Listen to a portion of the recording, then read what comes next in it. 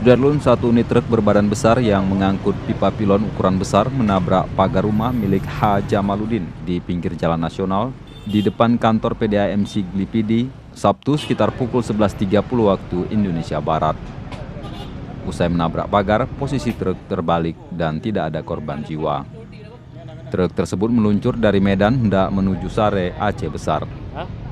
Sesampai di lokasi kejadian, kopling truk macet menyebabkan sang sopir bernama Faisal, 42 tahun, tidak mampu mengendalikan truk dan menabrak pagar warga di sisi jalan nasional.